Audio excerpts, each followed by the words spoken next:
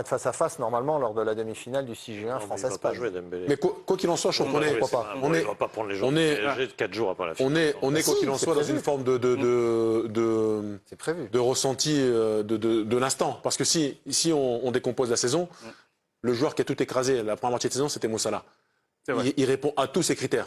On l'a oublié. On l'a oublié. Ouais. Après, de janvier jusqu'à mars, ça a été exactement. C'est vraiment la culture du week-end.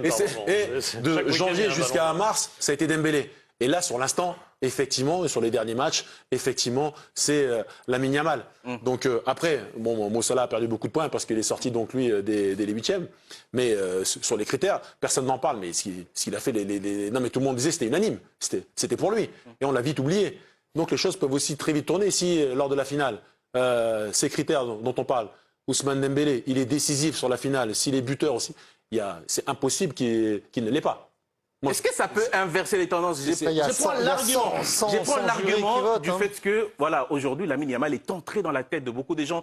Il a marqué les esprits, voilà. La caisse de résonance du Barça, notamment en Amérique du Sud, elle est plus importante, effectivement. Donc, c'est peut-être ce qui fait. L'Amérique du Sud, encore, c'est pas beaucoup de votes. Comparé à d'autres continents, c'est par définition. Mais oui, c'est évident que sur le plan mondial, Yamal a pris une rayonnement incroyable parce que c'est un joueur effectivement incroyable et que les images ont fait le tour du monde. Et il joue au Barça. Dans une autre époque, je vous dirais, moi j'attends tranquillement la finale. Le PSG gagne. Dembélé est récompensé, il a le ballon d'or, logique. Et que tu viens de le dire d'ailleurs, José, il a le ballon d'or, logique, on ne conteste pas, même si on trouve que Yamal est meilleur, peu importe. Dembélé, ça serait le ballon d'or logique. Ça, c'était avant. Ouais. Aujourd'hui, je pense qu'on est entré dans une autre ère. Ouais. On regarde les statistiques sans arrêt, les machins. Chaque joueur, on épilogue. Au point que je me demande si Salah est complètement dehors. Je ne suis pas sûr. Écoutez, Barça, je suis pas sûr. C'est ça, si on s'en tient aux statistiques. Et Rafinha, et Pedri. On va parler des autres concurrents. Et puis les vedettes, quoi. Moi, je pense sur l'individualisme. Voilà, on a entendu beaucoup de gens dire, allez, c'est de la faute de la blessure de Rodrigue, ça a un peu bouleversé cette équipe. Est-ce que cette analyse-là tient aujourd'hui? Non, elle ne suffit pas. Ça a sûrement accéléré. C'est vrai que ça a accéléré le déséquilibre et le fait que immédiatement Manchester City a patiné dès la blessure de Rodri. Donc ça a probablement accéléré. Mais non, oui, ils ont clairement il y a un ratage. Et quelque part dans le mercato d'hiver, ils ont reconnu leur ratage du début de saison. C'est-à-dire qu'ils n'ont pas anticipé le renouvellement, ce que Liverpool avait fait remarquablement, sous les critiques d'ailleurs de tout le monde, en disant comment ça se fait, c'est quoi ces nouveaux joueurs, tout ça. Ça avait été remarquablement fait un an avant le départ de Klopp. Ils avaient commencé à renouveler l'effectif intelligemment, ça a payé un an plus tard. Voilà, City l'a fait trop tard. Ils sont ratés là-dessus, ils ont fait trop tard. Bon. Quand City se rate complètement, ils sont 3e ou 4e. Ça va encore. Mais ils se sont ratés. Ils se sont ratés. Mais ça reste raisonnable par rapport à certains qui sont 16e ou 17e. Et pour rester sur votre analyse du fait qu'ils ont voulu réajuster lors du mercato d'hiver, regardez cette déclaration. On va commencer par la déclaration et vous me direz ce que vous en pensez. C'est la déclaration de Pep Guardiola après le dernier match contre Bournemouth.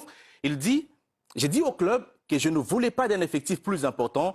Je ne veux pas laisser 5 ou 6 joueurs au frigo. Je quitterai le club sinon. Si l'on réduit l'effectif, je resterai. Si j'ai des blessés, nous avons quelques joueurs de l'académie et nous les ferons jouer. Nous ne pouvons pas maintenir l'émotion du club. L'âme de l'équipe crée une autre connexion avec les autres que nous avons un peu perdue. C'est la rumeur de ces dernières heures. Cristiano Ronaldo serait en négociation avec le Wydad Athletic Club de Casablanca pour la Coupe du Monde des clubs, à laquelle son club Al Nasser ne pourra pas participer. CR7 au Wydad, est-ce une bonne idée? C'est une question qui oppose Fousseni Diawara à Philippe Doucet, n'est-ce pas?